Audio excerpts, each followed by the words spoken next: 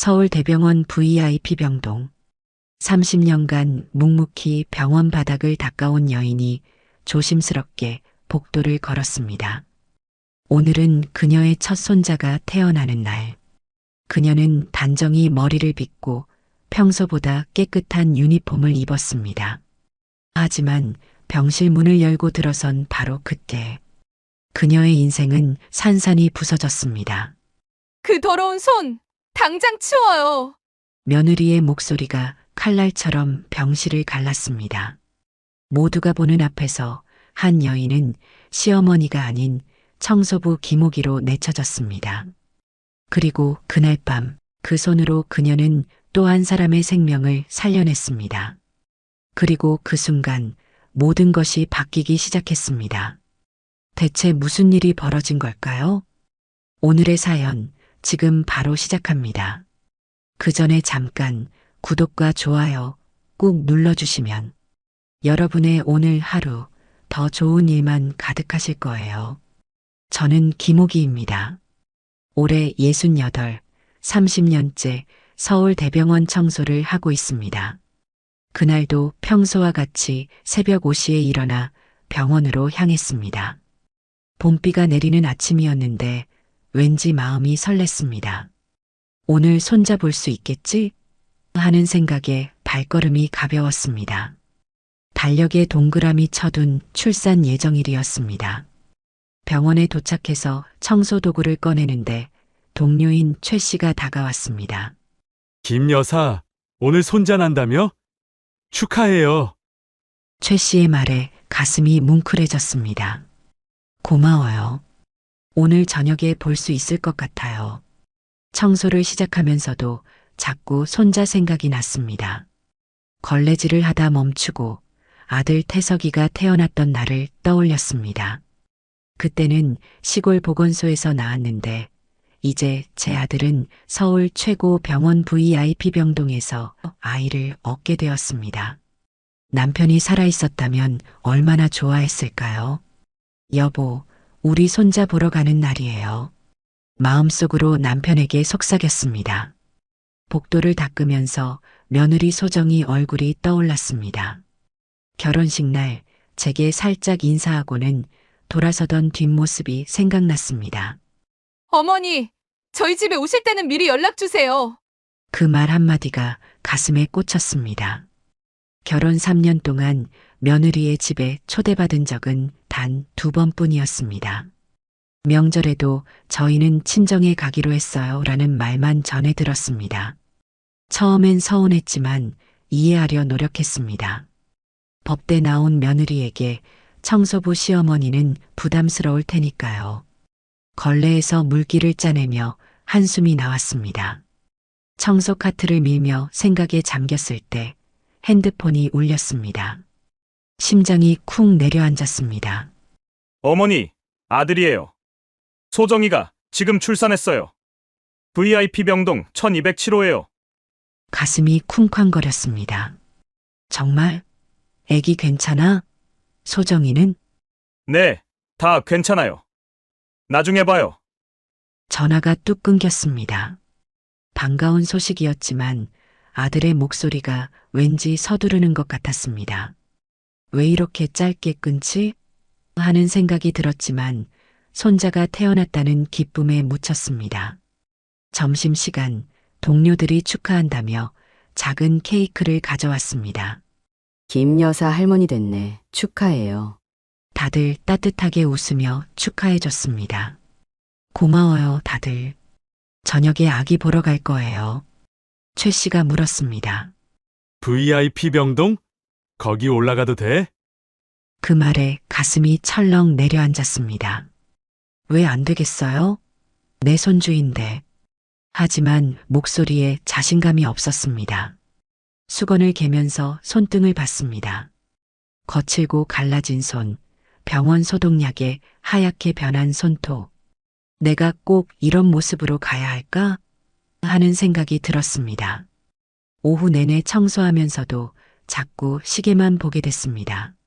환자들 방 청소할 때마다 남의 아이 울음소리가 제 손자 소리처럼 들렸습니다. 드디어 퇴근 시간, 작은 금팔찌를 사두었던 것을 꺼냈습니다. 2달 동안 도시락으로 아껴 모은 돈으로 산 아기 선물이었습니다. 우리 손자 팔에 딱 맞겠지. 금팔찌를 손가락으로 쓰다듬으며 미소 지었습니다. 옷을 갈아입고 VIP 병동으로 향했습니다. 엘리베이터 앞에서 잠시 망설였습니다. 청소부가 VIP 병동에 가도 되나? 손끝이 떨렸습니다. 하지만 곧 마음을 다잡았습니다. 내 손주인데 왜 안 되겠어? 12층 버튼을 눌렀습니다. 엘리베이터 안에서 거울을 보니 주름진 얼굴이 보였습니다. 청소 가운 대신 입은 낡은 정장이 왠지 초라해 보였습니다. 손을 보니 30년 청소로 거칠어진 손마디가 눈에 들어왔습니다. 아무리 문질러도 지워지지 않는 때가 손톱 밑에 남아 있었습니다. 괜찮아, 괜찮아. 속으로 중얼거리며 용기를 내봤습니다. VIP 병동에 도착하자 평소와는 다른 분위기가 느껴졌습니다. 반짝이는 바닥, 고급스러운 인테리어, 은은한 조명이 낯설게 다가왔습니다. 평소 제가 닦던 일반 병동과는 너무 달랐습니다. 여기서 내 손자가 태어났구나. 가슴이 뭉클해졌습니다. 1207호 앞에 서자 심장이 더 빠르게 뛰었습니다. 문 앞에서 손을 들어 노크하려다 멈췄습니다. 혹시 지금 들어가면 방해될까? 망설이는 사이 병실 안에서 웃음소리가 들렸습니다. 고급스러운 웃음소리, 제가 평생 들어본 적 없는 종류의 웃음이었습니다. 소정이의 부모님과 친척들이 모여 있을 거라는 생각이 들었습니다. 그들 앞에 서울대병원 청소부 김옥이로 들어가야 한다는 생각에 가슴이 조여왔습니다. 하지만 그 안에는 제 첫 손자가 있었습니다. 떨리는 손으로 노크했습니다. 들어오세요. 낯선 여자 목소리가 들렸습니다. 심호흡을 한 번 하고 문을 열었습니다. 문을 열고 들어서는 순간 병실 안의 모든 시선이 저를 향했습니다. 안녕하세요, 사돈. 제가 일 끝나고 오느라 좀 늦었네요. 목소리가 떨렸습니다. 며느리 소정이가 침대에 누워 있었고 그 주변으로 고급스러운 옷차림의 사람들이 둘러서 있었습니다. 명품 가방, 번쩍이는 시계, 우아한 원피스, 그리고 작은 침대에는 제 손자가 누워 있었습니다. 마음이 먹먹해지면서 눈시울이 뜨거워졌습니다. 저도 우리 손주 한 번만 보고 갈게요. 조심스럽게 한 걸음 앞으로 내디뎠습니다. 병실 안의 공기가 차갑게 느껴졌습니다. 누군가 작게 속삭이는 소리가 들렸지만 귀에 들어오지 않았습니다. 오직 제 손자만 보였으니까요. 그런데 제가 손자 침대 가까이 다가가자 소정이의 날카로운 목소리가 들렸습니다. 어머니, 잠시만요. 뭔가 불길한 예감이 들었습니다. 소정이의 목소리는 차가웠습니다. 병실 안의 공기가 순식간에 얼어붙었습니다. 저는 손자 침대 앞에서 멈춰섰습니다. 응? 왜 그러니? 소정이는 침대에서 몸을 일으켰습니다. 그녀의 눈빛이 저를 위아래로 훑쳤습니다. 오늘은 친정 식구들이 와 있어서요. 다음에 보시는 게 어떨까요? 그 말에 가슴이 철렁 내려앉았습니다. 아, 그래도 오늘 같은 날 우리 손자 얼굴은 한번 봐야지. 제 목소리가 점점 작아졌습니다.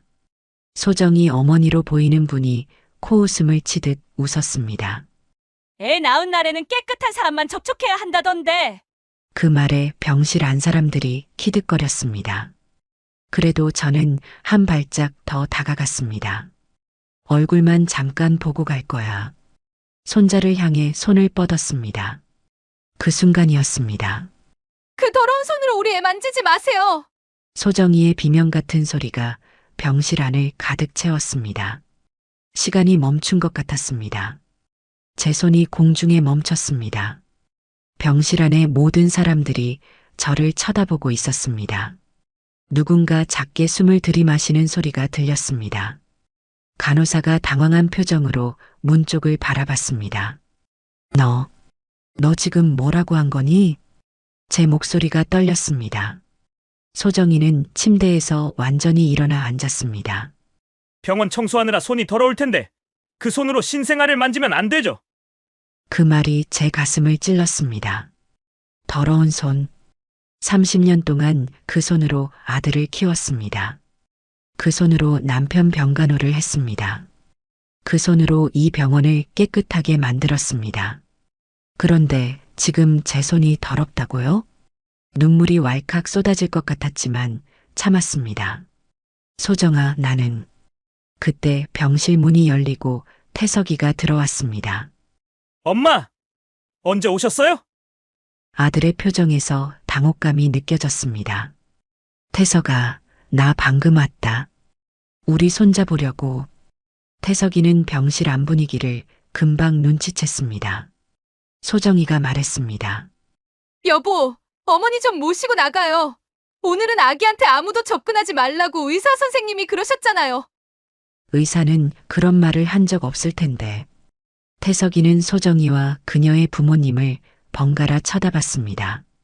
그리고는 제게 다가왔습니다. 엄마! 오늘은 그냥 가세요. 내일 다시 오세요. 아들의 눈빛이 냉랭했습니다. 태석아, 나 손자 얼굴만 보고. 태석이는 제 팔을 잡았습니다. 엄마! 여기가 어디라고 이러세요? 그 말에 숨이 막혔습니다. 태석아, 너 그게 지금 무슨 말이냐? 엄마! 제발 그만해요. 이리 와요. 나가요. 빨리. 아들이 제 팔을 잡아 문 쪽으로 이끌었습니다. 이런 태석이가 낯설었습니다. 병실 안에 있는 사람들 앞에서 아들은 저를 내쫓고 있었습니다. 누군가 웃음을 참는 소리가 들렸습니다. 애기 아빠가 알아서 하네. 누군가의 속삭임이 귓가에 맴돌았습니다. 태석이는 문을 열고 저를 밖으로 밀어냈습니다. 복도에 서자 태석이의 목소리가 더 낮아졌습니다. 엄마! 내가 오지 말라고 했잖아요. 메시지 안 받으셨어요? 메시지라니요? 핸드폰을 확인해 보니 아들이 보낸 메시지가 있었습니다. 오늘은 소정이 친정 식구들만 오기로 했으니 다음에 오세요. 일하느라 확인하지 못했습니다. 미안해, 태석아. 못 봤어. 엄마! 이런 식으로 갑자기 오시면 안 돼요. VIP 병동은 아무나 들어올 수 없는 곳이에요. 아무나. 그 말이 가슴을 후벼 팠습니다. 아무나? 내가 아무나야? 난 내 엄마고 시어머니고 저 아이 할머니인데? 태석이의 눈빛이 차가웠습니다. 엄마! 제발 이해 좀 해줘요. 소정이 부모님은 대한민국 법조계에서 내로라 하는 분들이에요. 그리고 국회의원 사모님도 오셨어요. 그래서 내 엄마는 여기 오면 안 된다는 거야? 목소리가 떨렸습니다. 오늘만 그냥 가주세요. 나중에 제가 시간 맞춰서 모시러 갈게요. 아들의 말투에서 조급함이 느껴졌습니다. 태석아. 그때 병실 문이 살짝 열리고 소정이의 얼굴이 보였습니다. 여보, 빨리 들어와요. 아버님이 축하 인사하시려고요. 태석이는 저를 한 번 더 바라봤습니다. 엄마! 제발요. 가세요. 그리고는 병실로 들어가 버렸습니다. 문이 닫히는 소리가 복도에 울렸습니다. 저는 그 자리에 그대로 서 있었습니다. 병실 안에서 웃음소리가 들렸습니다. 다리가 후들거렸습니다. 손에 든 금팔찌 상자가 무겁게 느껴졌습니다. 복도 벽에 기대어 섰습니다. 숨이 제대로 쉬어지지 않았습니다. 그 더러운 손으로. 그 말이 귓가에 맴돌았습니다. 간호사 2명이 지나가며 저를 쳐다봤습니다. 그들의 시선이 화살처럼 날아와 꽂혔습니다. 엘리베이터 버튼을 눌렀습니다. 문이 열리자 안으로 들어갔습니다. 거울에 비친 제 모습이 처참해 보였습니다. 눈물이 볼을 타고 흘러내렸습니다. 내가 뭘 그렇게 잘못했지. 누가 듣지 않게 작게 중얼거렸습니다. 엘리베이터가 1층에 도착했습니다. 로비를 지나 병원 밖으로 나왔습니다. 봄비가 여전히 내리고 있었습니다. 비를 맞으며 걸었습니다. 눈물인지 빗물인지 구분이 안 됐습니다. 손을 내려다봤습니다. 거칠고 주름진 손, 병원 소독약 냄새가 배인 손, 더러운 손, 지하철역까지 걸어가면서 아들의 어린 시절이 떠올랐습니다. 열이 오를 때 이마에 손을 얹어 체온을 확인했던 손, 밤새 숙제를 도와주느라 연필을 쥐었던 손, 아플 때 죽을 떠먹이던 손, 그 손이 이제는 더럽다고 합니다. 지하철에 탔습니다. 사람들 사이에서 저는 투명 인간이 된 것 같았습니다. 집으로 가는 길이 이렇게 길게 느껴진 적은 없었습니다. 내가 정말 손자를 볼 자격이 없는 걸까? 그 생각이 머릿속을 맴돌았습니다. 집에 도착했을 때는 이미 어두워져 있었습니다. 열쇠를 꽂는 손이 떨렸습니다. 작은 오피스텔 문을 열고 들어가자 캄캄한 어둠이 저를 반겼습니다. 불을 켤 힘도 나지 않았습니다. 그대로 현관에 주저앉았습니다. 내가 무슨 죄를 지었길래 목소리가 흐느낌으로 바뀌었습니다. 신발도 벗지 못한 채 한참을 그렇게 앉아 있었습니다. 어둠 속에서 시간이 얼마나 흘렀는지 모르겠습니다. 겨우 일어나 불을 켰습니다. 15평 남짓한 작은 오피스텔이 눈에 들어왔습니다. 남편 사진과 아들 태석이의 사진이 벽에 걸려 있었습니다. 그 사진들이 저를 비웃는 것 같았습니다. 가방에서 금팔찌 상자를 꺼냈습니다. 이걸 사느라 2달 동안 도시락 싸먹었는데 상자를 열어 금팔찌를 바라봤습니다. 작은 팔찌에는 우리 손자 첫 선물이라는 각인이 새겨져 있었습니다. 팔찌를 손에 쥐자 눈물이 왈칵 쏟아졌습니다. 그 더러운 손으로 며느리의 말이 귓가에 맴돌았습니다. 손을 비누로 씻었습니다. 1번, 2번, 3번. 피부가 따가울 정도로 문질렀습니다.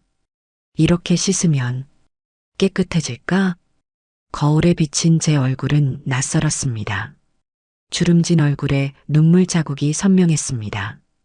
태석아, 내가 어쩌다. 아들 생각에 가슴이 미어졌습니다. 태석이가 의대에 합격했을 때가 떠올랐습니다. 엄마, 이제 고생 안 하셔도 돼요. 제가 모실게요. 그 약속은 어디로 갔을까요? 소파에 앉아 핸드폰을 꺼냈습니다. 태석이에게 전화할까 망설였습니다.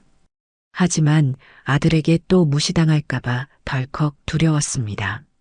결국 전화번호만 바라보다가 다시 내려놓았습니다. 남편의 유골함이 눈에 들어왔습니다. 작은 탁자 위에 놓인 유골함 앞으로 다가갔습니다. 여보, 오늘 손자가 태어났어요. 목소리가 떨렸습니다.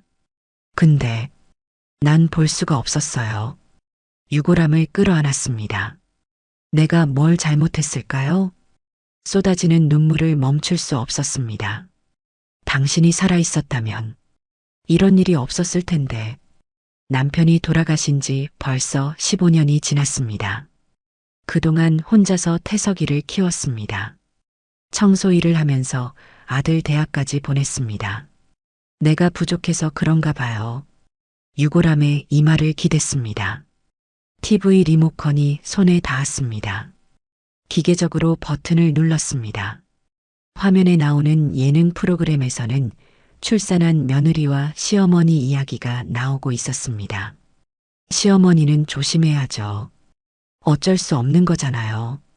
출연자의 말에 스튜디오가 웃음바다가 됐습니다.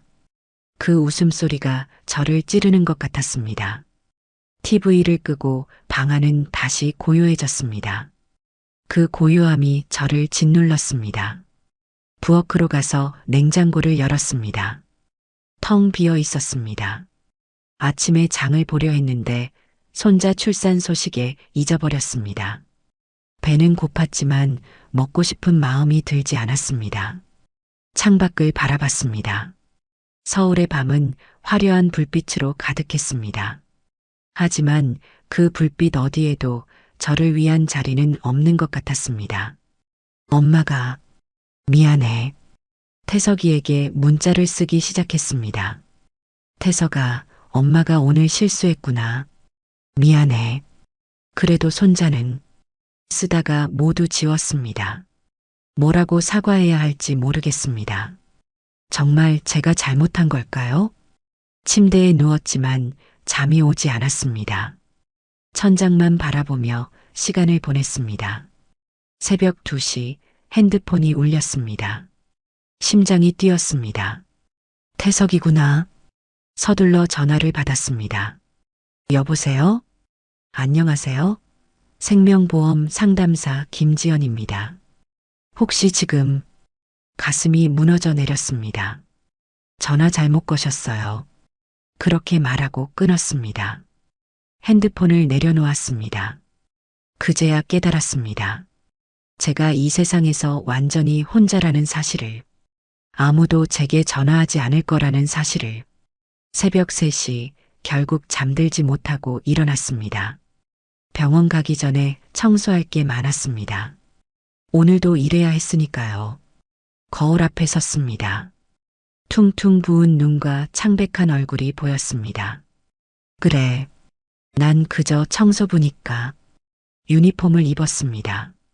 손에 장갑을 꼈습니다. 이제 더러운 손은 안 보이겠지. 쓸쓸하게 웃었습니다.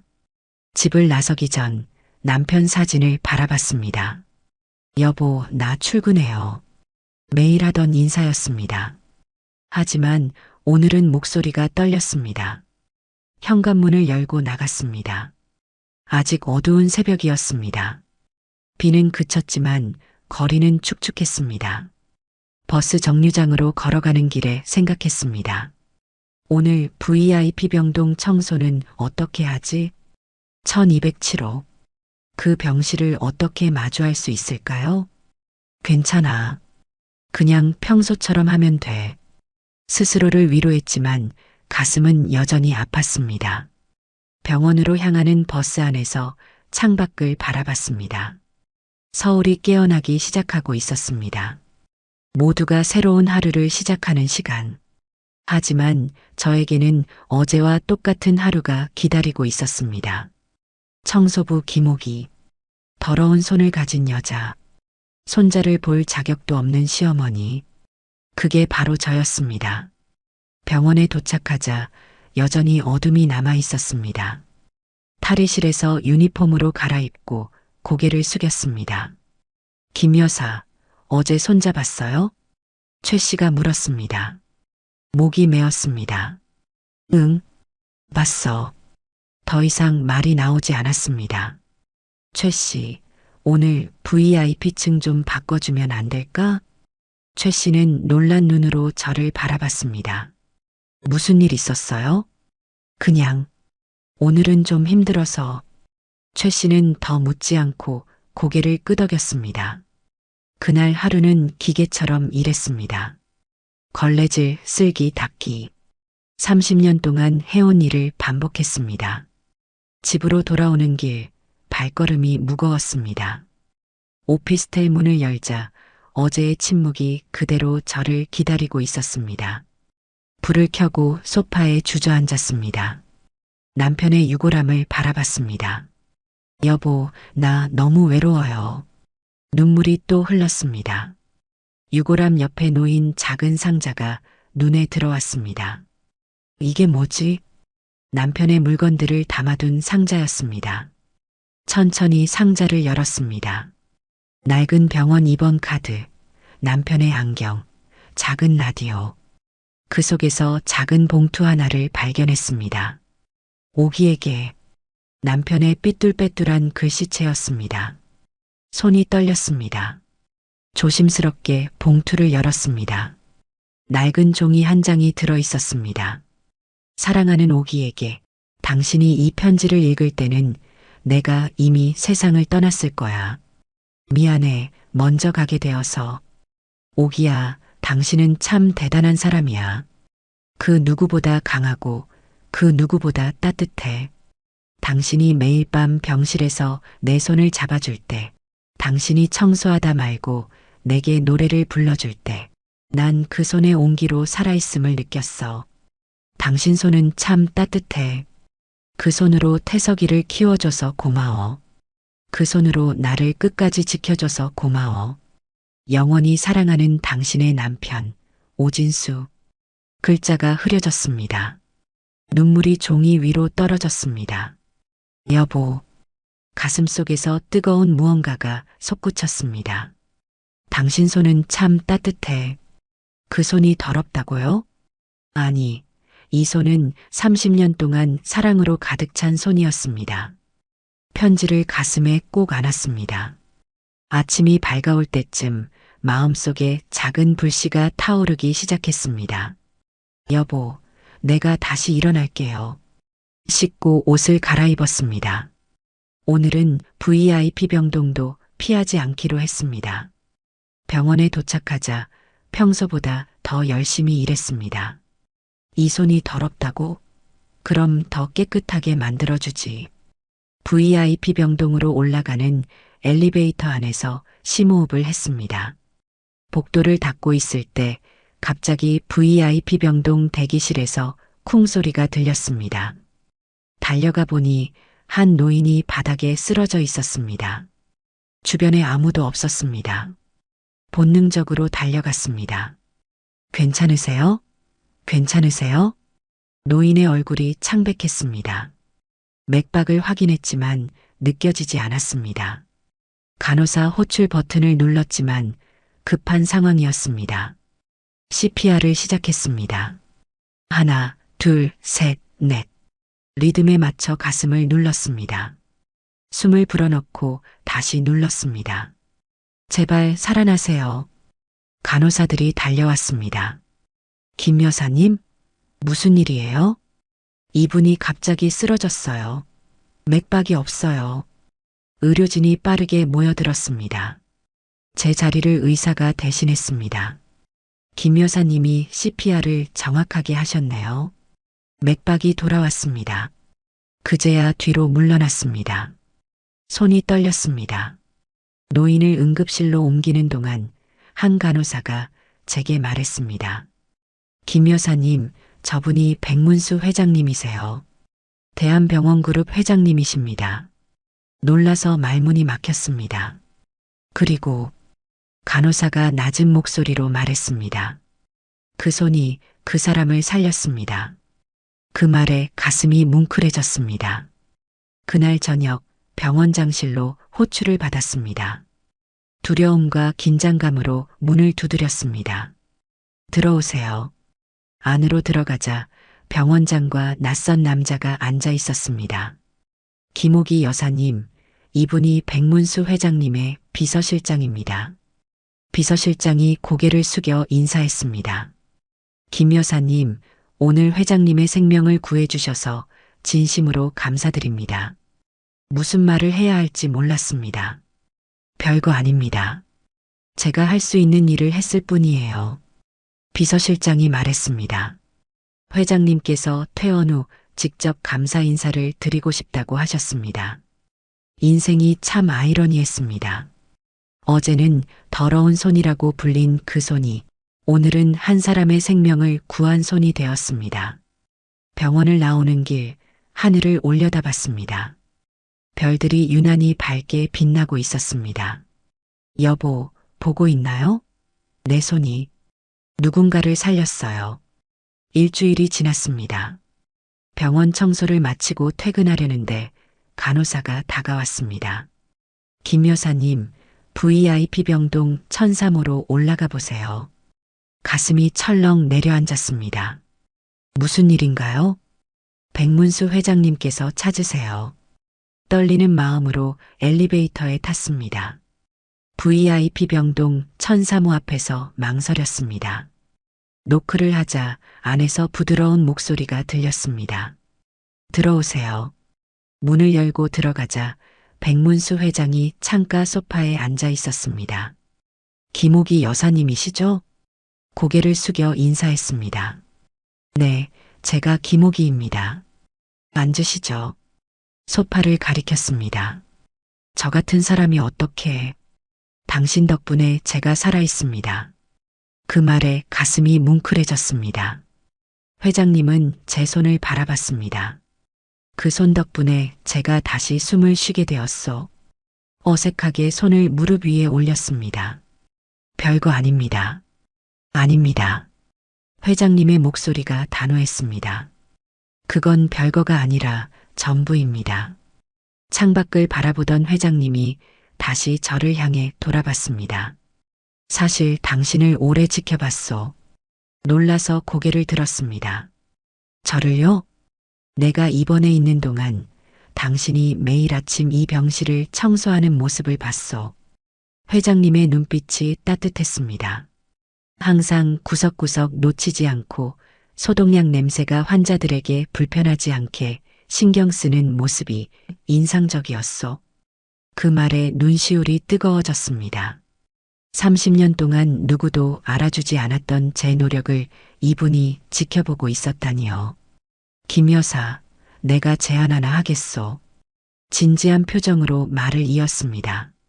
전문 의료 청소와 감염 관리 기업을 직접 해볼 생각 없소? 순간 귀를 의심했습니다. 네, 제가요? 웃음이 나왔습니다. 회장님, 저는 그저 청소부일 뿐입니다. 아닙니다. 회장님이 고개를 저었습니다. 당신은 30년 경력의 의료 환경 전문가입니다. 그 말에 가슴이 뛰었습니다. 하지만 저에겐 아무것도 없어요. 내가 투자하겠소. 단호한 목소리였습니다. 왜? 저 같은 사람에게. 회장님은 잠시 생각에 잠기더니 말했습니다. 사람은 말이죠. 자기를 믿어주는 사람이 딱 한 명만 있어도 살아요. 그 말이 가슴에 꽂혔습니다. 그리고 당신을 믿는 사람이 여기 있어. 눈물이 왈칵 쏟아질 것 같았지만 참았습니다. 생각해 보겠습니다. 좋소. 일어서려는데 회장님이 한마디 더 했습니다. 김 여사, 당신 손자는 어떻게 지내오? 그 질문에 심장이 멈춘 것 같았습니다. 목이 메어 말이 나오지 않았습니다. 아, 그건... 회장님은 알 수 없는 미소를 지었습니다. 괜찮소? 때가 되면 말해주시오. 병실을 나와 복도에 섰습니다. 다리가 후들거렸습니다.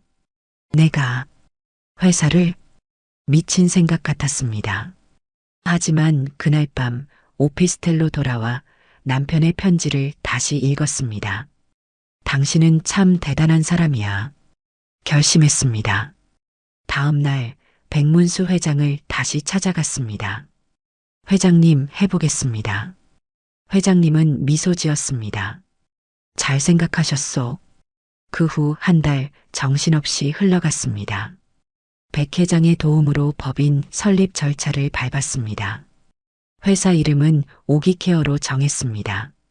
30년 동안 함께 일한 최 씨와 다른 청소 동료 2명을 함께 초대했습니다. 우리가 회사를 차린다고? 최 씨의 표정이 믿기지 않는다는 듯 했습니다. 네, 우리의 경험을 살려서 제대로 된 의료 청소 전문 기업을 만들 거예요. 동료들의 눈에 눈물이 고였습니다.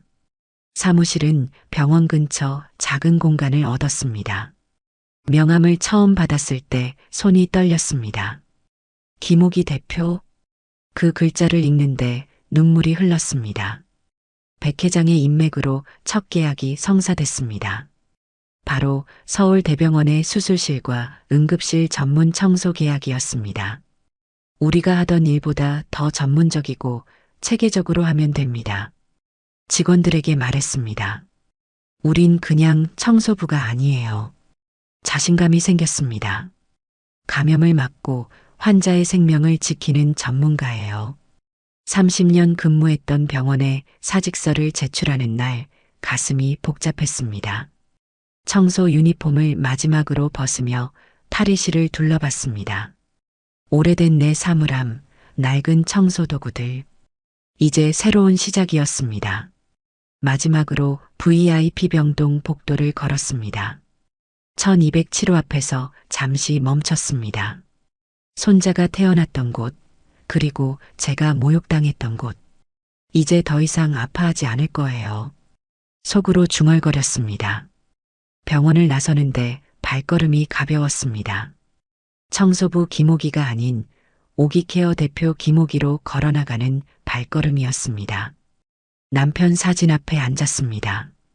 여보, 내가 회사 대표가 됐어요. 웃음이 나왔습니다. 30년을 남의 바닥을 닦았으니 이젠 내 인생을 닦을 차례예요. 그리고 유골함에 속삭였습니다. 이제 시작이에요, 여보. 오기케어가 문을 연 지 3개월이 지났습니다. 서울대병원을 시작으로 이제는 세브란스 병원, 차병원까지 계약이 체결됐습니다. 사무실에 앉아 계약서를 정리하고 있는데 전화가 울렸습니다. 대표님, 경제투데이에서 인터뷰 요청이 왔습니다. 인터뷰요? 네, 60대 청소부에서 CEO로 특집 기사래요. 가슴이 뛰었습니다. 다음 날 경제투데이 취재팀이 사무실에 왔습니다. 김옥이 대표님, 청소부에서 CEO가 되기까지의 여정이 궁금합니다. 카메라 앞에서 떨리는 마음으로 이야기했습니다. 30년 동안 병원 바닥을 닦았습니다. 그 경험이 지금의 저를 만들었습니다. 인터뷰가 저녁 뉴스에 방영됐습니다. 68세 청소부, 의료 청소 전문 기업 CEO로 인생 역전. 그날 밤 많은 지인들이 축하 전화를 했습니다. 하지만 아들 태석이에게선 연락이 없었습니다. 다음 날 아침에도 저는 사무실로 출근했습니다. 대표님, 손님이 오셨어요. 누구죠? 성함은 말씀하지 않으셨는데 대표님 며느님이라고 하시네요. 심장이 멈춘 것 같았습니다. 회의실로 들어서자 이소정이 앉아 있었습니다. 달라진 모습이었습니다. 명품 가방도 화려한 옷차림도 없었습니다. 어머니, 이소정의 목소리가 떨렸습니다. 저는 말없이 앉았습니다. TV에서 봤어요. 축하드려요. 형식적인 인사에 고개만 끄덕였습니다. 무슨 일이죠? 이소정은 고개를 푹 숙였습니다. 태석 씨, 회사가 망했어요. 가슴이 철렁 내려앉았습니다. 스타트업 투자가 실패했어요. 빚이 너무 많아요. 목소리가 떨렸습니다. 병원에서도 나왔고 지금은 집에만 있어요. 손수건으로 눈물을 닦았습니다. 어머니, 우리 도와주실 수 있으세요? 말문이 막혔습니다. 20억만 빌려주세요. 얼굴이 화끈거렸습니다. 그럼 우리 이혼 안 할 수 있어요. 지금 태석 씨는 수면제 없이는 잠도 못 자요. 매일 술로 버텨요. 말이 이어졌습니다. 제 부모님도 도와줄 수 없대요. 아버지가 정치 스캔들로 어려워지셔서 잠시 침묵이 흘렀습니다. 그 순간 머릿속에 병원 VIP 병동에서의 기억이 스쳤습니다. 그 더러운 손으로 우리 애 만지지 마세요. 마음이 무겁게 가라앉았습니다. 이소정 씨, 차분하게 이름을 불렀습니다. 그날 그 병원에서 했던 말, 기억하세요? 이소정의 얼굴이 창백해졌습니다. 제 손이 더럽다고 하셨죠? 목소리가 떨렸습니다. 아이를 만지지 말라고 하셨죠? 이소정은 고개를 숙였습니다. 그땐 제가 잘못했어요. 정말 죄송해요, 어머님. 한숨을 내쉬었습니다. 이제 와서 미안하다고요? 이소정이 고개를 끄덕였습니다. 정말 죄송해요. 저도 이제 알아요. 제가 얼마나 오만했는지. 그녀의 손이 떨리고 있었습니다. 이 회사 어떻게 아셨어요? 사람들이 다 알아요. TV에도 나오고. 고개를 들었습니다. 그럼 이 회사가 제 더러운 손으로 만든 거란 것도 아시겠네요? 이소정이 고개를 푹 숙였습니다. 어머니, 용서해 주세요. 한참을 침묵했습니다. 마음속에서는 복잡한 감정이 소용돌이쳤습니다. 한편으로는 아들이 걱정됐고 다른 한편으로는 분노가 치밀었습니다. 이소정 씨, 조용히 입을 열었습니다. 이 더러운 손으로 번 돈인데 만지면 불편하지 않겠어요? 이소정의 얼굴이 굳었습니다. 아니에요. 그런 거 아니에요. 그리고 지금 와서 며느리 행세를 하시는 건가요? 이소정의 눈에 눈물이 고였습니다.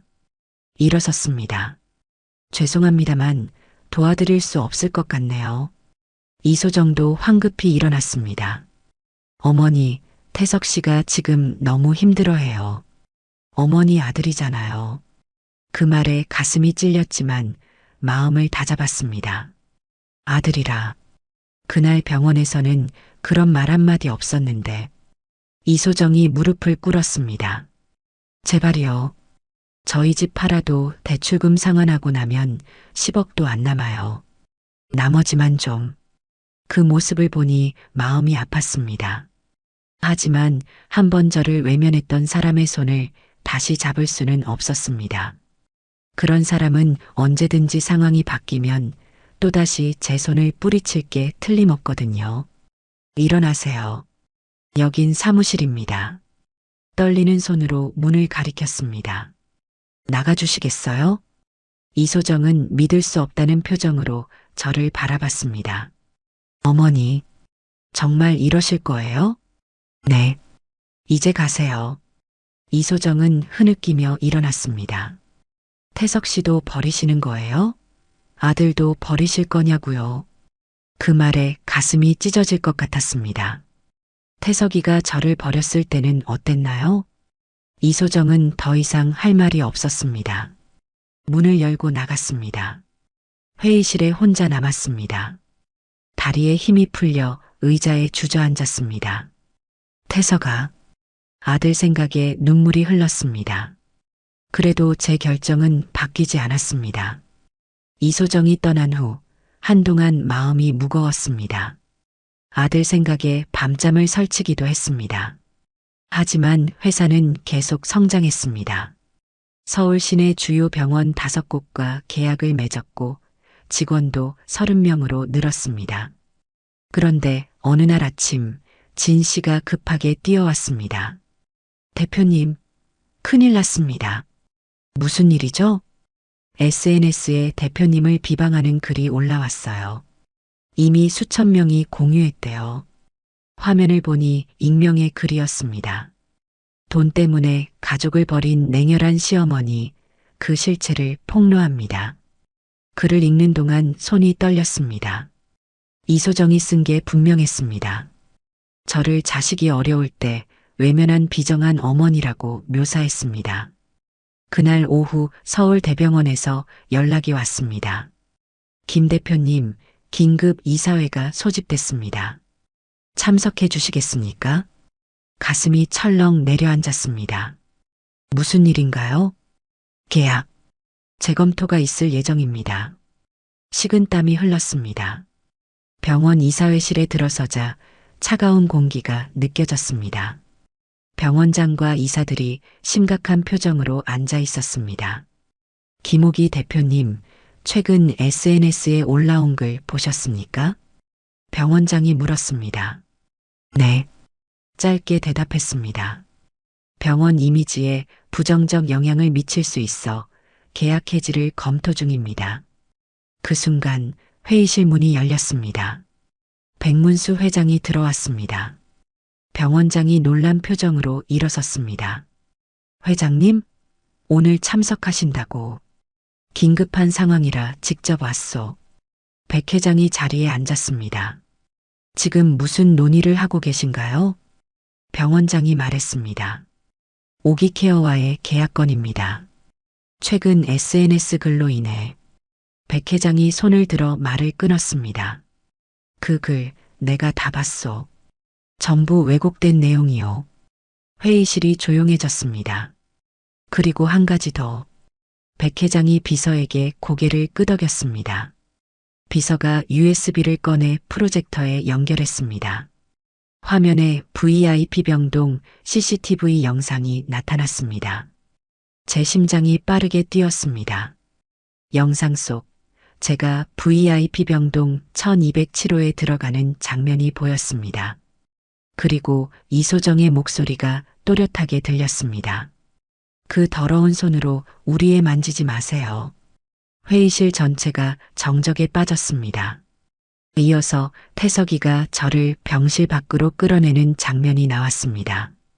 영상이 끝나고 백 회장이 말했습니다. 이 영상은 제가 직접 보안팀의 요청에 확보한 것입니다. 병원장의 얼굴이 창백해졌습니다. 우리 병원에서 이런 일이. 백 회장이 계속했습니다. 김 대표는 30년간 이 병원을 위해 헌신했어.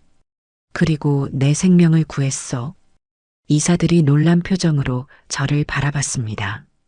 그런 분을 모욕한 사람들이 오히려 이제 와서 도움을 청했다가 거절당하자 명예를 훼손하고 있어. 백 회장의 목소리가 단호했습니다. 이 병원이 오기케어와의 계약을 해지한다면 대한병원그룹도 관계를 재고할 수밖에 없어. 회의실이 술렁였습니다. 병원장이 고개를 숙였습니다. 회장님 말씀이 옳습니다. 오히려 김 대표님께 사과드립니다. 제 눈에 눈물이 고였습니다. 백 회장이 저를 향해 고개를 끄덕였습니다. 회의가 끝나고 나오는데 병원장이 다가왔습니다. 김 대표님, 정말 죄송합니다. 오히려 저희가 전국 네트워크 계약을 제안하고 싶습니다. 그 말에 가슴이 벅차올랐습니다. 회사로 돌아오자 직원들이 모여 박수를 쳤습니다. 축하드려요, 대표님. 전국 병원 네트워크 계약이래요. 저녁 뉴스에는 다른 소식이 보도됐습니다. 국회의원 이모 씨, 불법 로비 의혹으로 사퇴. 대형 로펌 대표 변호사 이소정 변호사, 변호사 자격 정지 위기. 이소정의 아버지였습니다. 그리고 다음 날 이소정에게서 문자가 왔습니다. 어머니, 정말 죄송합니다. 아버지 사건으로 저희 집도 압류됩니다. 태석 씨는 우울증이 심해졌어요. 마지막으로 한 번만 만나주세요. 마음이 복잡했습니다. 백 회장에게 전화했습니다. 회장님, 조언을 구하고 싶습니다. 무슨 일이요? 아들과 며느리가 정말 어려워졌나 봐요. 백 회장이 말했습니다. 결정은 김 대표가 하시오. 하지만 명심하시오. 당신은 이제 혼자가 아니오. 그 말에 눈물이 흘렀습니다. 고맙습니다, 회장님. 이소정에게 답장을 보냈습니다. 내일 오전 10시 회사로 오세요. 다음 날 이소정이 남편 태석이와 함께 왔습니다. 태석이의 모습은 초라했습니다. 눈빛이 멍했고 수염이 길게 자랐습니다. 엄마, 그 한마디에 가슴이 아팠습니다. 하지만 마음을 다잡았습니다. 앉으세요. 둘이 앉아 천천히 말했습니다. 돈은 줄 수 없어요. 이소정의 얼굴이 굳었습니다. 대신 태석이에게 회사에서 일할 기회를 주겠어요. 의료 지식을 살려 감염관리 매뉴얼을 만들면 좋겠어요. 태석이의 눈에 눈물이 고였습니다. 엄마, 난 손을 들어 말을 막았습니다. 과거는 묻지 않을게요. 하지만 미래는 스스로 만들어야 해요. 태석이가 고개를 끄덕였습니다. 네, 엄마. 기회 주셔서 고맙습니다. 이소정은 아무 말도 하지 못했습니다. 이소정 씨, 당신은 어떻게 할 건가요? 그녀가 떨리는 목소리로 말했습니다. 저도 도울 일이 있을까요? 고개를 저었습니다. 당신은 이제 태석이의 일에 개입하지 마세요. 그게 최선일 겁니다. 이소정은 눈물을 흘리며 고개를 숙였습니다. 그날 저녁 백 회장과 식사를 했습니다. 잘하셨소, 김 대표. 와인잔을 들었습니다. 회장님 덕분입니다. 아니요. 당신의 강인함 덕분이요. 잔을 부딪히며 미소 지었습니다. 이제 정말 제 인생이 달라졌네요. 태석이가 회사에 합류한 지 3개월이 지났습니다. 처음엔 어색했지만 점차 제 아들이 돌아오는 것 같았습니다. 엄마, 이 감염관리 매뉴얼 어떻게 생각해요? 태석이가 서류를 내밀었습니다. 좋네. 의사 출신이라 확실히 다르구나. 그의 눈빛에 자신감이 돌아오고 있었습니다. 엄마 덕분이에요. 그 말에 가슴이 따뜻해졌습니다. 하지만 아직 손자 이야기는 꺼내지 않았습니다. 그날 저녁 퇴근 후 사무실에 혼자 남았습니다. 남편 사진을 보며 중얼거렸습니다. 여보, 나 잘하고 있지? 문득 문이 열리는 소리가 들렸습니다. 아직 계셨군요. 백 회장이었습니다. 회장님? 오늘이 무슨 날인지 아시오? 고개를 갸웃했습니다. 오기케어 창립 1주년이요. 그제야 기억났습니다. 맞다. 1년이 됐네요. 백 회장이 작은 상자를 내밀었습니다. 작은 선물이요. 떨리는 손으로 받았습니다. 상자 안에는 고급스러운 만년필이 들어 있었습니다. 이건 이제 김 대표는 청소도구가 아닌 펜을 들 자격이 있어. 눈시울이 뜨거워졌습니다. 고맙습니다, 회장님. 그리고 한 가지 소식이 있어. 백 회장의 표정이 진지해졌습니다. 뭔가요? 태석 씨 말이에요. 아드님 요즘 이혼 소송 중이라던데. 놀라서 고개를 들었습니다. 그래요? 그리고 아이 양육권을 가져올 가능성이 높대요. 가슴이 뛰었습니다. 그럼 손자는 곧 태석이와 함께 살게 될 거요. 손으로 입을 가렸습니다. 그 애가 이소정의 행동을 다 알게 됐대요. CCTV 영상도 봤고 말을 잇지 못했습니다. 그날 밤 잠을 이루지 못했습니다. 다음 날 아침 태석이가 사무실에 찾아왔습니다. 엄마 말씀드릴 게 있어요. 심장이 빠르게 뛰었습니다. 나 이혼해요. 침착하게 대답했습니다. 알고 있어. 태석이가 놀란 눈으로 저를 바라봤습니다. 그리고 우진이 양육권도 제가 가져올 거예요. 손자 이름이 우진이었습니다. 우진이. 그 이름을 소리내어 부르니 가슴이 벅차올랐습니다. 태석이가 고개를 숙였습니다. 엄마, 정말 미안해요. 그날 병원에서 내가 손을 들어 말을 막았습니다. 다 지난 일이야. 아니에요, 엄마. 용서받을 수 없는 일이에요. 태석이의 눈에 눈물이 고였습니다. 하지만 우진이가 할머니를 만났으면 해요. 숨이 멎는 것 같았습니다. 정말? 네.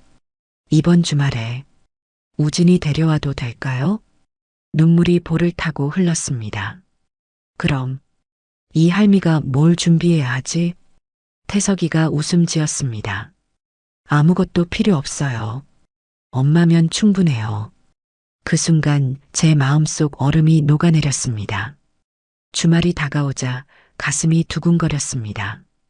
옛날에 사두었던 금팔찌를 꺼냈습니다. 이제야 줄 수 있겠구나. 토요일 아침 초인종이 울렸습니다.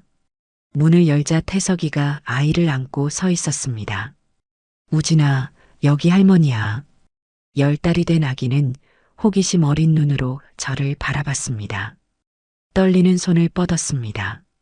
안녕, 우진아. 아이가 제 손가락을 꼭 잡았습니다. 그 작은 손의 온기에 가슴이 터질 것 같았습니다. 안아봐도 될까? 태석이가 아이를 건넸습니다. 손자를 품에 안는 순간 눈물이 쏟아졌습니다. 우진아, 할머니야. 작은 심장 소리가 느껴졌습니다. 태석이도 눈물을 훔쳤습니다. 엄마, 우진이한테 줄 거 있다며? 금팔찌를 꺼냈습니다. 이건 내가 태어났을 때 사두려 했던 건데. 조심스럽게 손자의 작은 팔에 팔찌를 채웠습니다. 엄마. 태석이가 울음을 참지 못했습니다.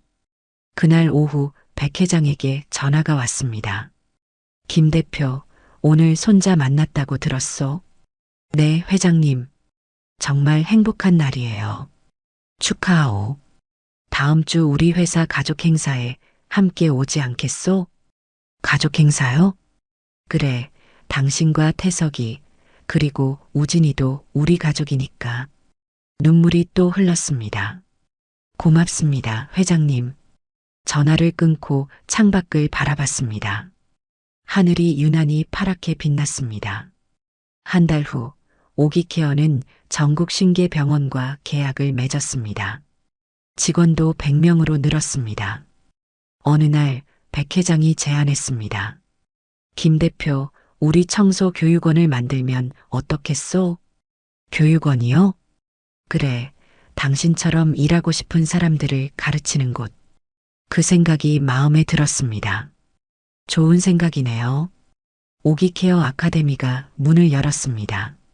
첫 수업에서 제가 직접 강의했습니다. 여러분, 이 손이 세상을 깨끗하게 합니다. 수강생들의 눈빛이 빛났습니다. 그해 겨울, 우진이의 돌잔치가 열렸습니다. 태석이가 저를 단상으로 불렀습니다. 우리 어머니를 소개합니다. 우진이의 자랑스러운 할머니이자 오기케어 대표 김옥이 여사님. 박수 소리가 울려 퍼졌습니다. 백 회장도 함께 자리했습니다. 우진이의 손을 잡고 떡을 자르는데 백 회장이 옆에서 미소 지었습니다.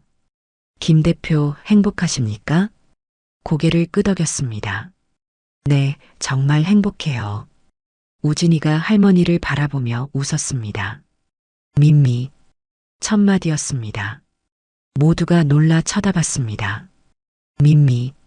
그 순간 눈물이 멈추지 않았습니다. 마치 제 손이 따뜻하다고 말해주는 것 같았어요. 남편이 편지에 썼던 그 말을 우리 우진이도 저에게 해주고 싶어 하는 것처럼 느껴졌습니다. 저녁 병원 옥상에 백 회장과 함께 섰습니다. 내년에는 해외 진출도 생각 중이요. 정말요? 저희가 해외까지? 백 회장이 제 손을 잡았습니다. 김 대표와 함께라면 어디든 갈 수 있을 것 같소? 그 말에 가슴이 따뜻해졌습니다. 회장님, 제 손. 이제 깨끗한가요? 백 회장이 부드럽게 웃었습니다. 당신 손은 항상 깨끗했소. 다만 그걸 못 알아본 사람들이 있었을 뿐. 서로의 손을 꼭 잡은 채 별이 빛나는 하늘을 올려다봤습니다. 하늘에서 남편도 저를 축복하는 것 같았습니다. 그날 병원에서 더러운 손이라 불리던 그 손은 이제 많은 이들의 인생을 바꾸고 있습니다. 청소부의 손에서 CEO의 손으로, 외면당한 시어머니에서 사랑받는 할머니로, 김옥이 여사의 삶은 우리에게 묻습니다. 진정한 가족이란 무엇인가? 진정한 부자란 누구인가? 그녀는 버려짐에서 일어나 자신만의 길을 걸었습니다. 더 이상 타인의 평가에 상처받지 않고 자신의 가치를 증명했습니다. 그 손은 병원 바닥만 닦은 것이 아니었습니다. 인생이라는 더 큰 바닥에서 일어나 별을 잡는 법을 보여주었습니다. 당신의 손도 누군가의 인생을 바꿀 수 있습니다. 지금 그 손을 들어 당신의 내일을 그려보세요. 오늘의 사연 어떻게 들으셨나요? 김옥이 여사님께 힘이 되는 응원의 댓글 꼭 부탁드려요. 그리고 여러분의 이야기도 댓글로 남겨주세요. 지금까지 여러분의 이야기를 전하는 채널 고부실화였습니다. 오늘도 귀한 시간 내어주시고 끝까지 시청해주신 구독자 여러분 진심으로 감사드립니다. 그리고 사랑합니다. 다음 영상을 누르시기 전에 잠깐 구독과 좋아요 먼저 꾹 눌러주시면 3대가 복 받으실 거예요.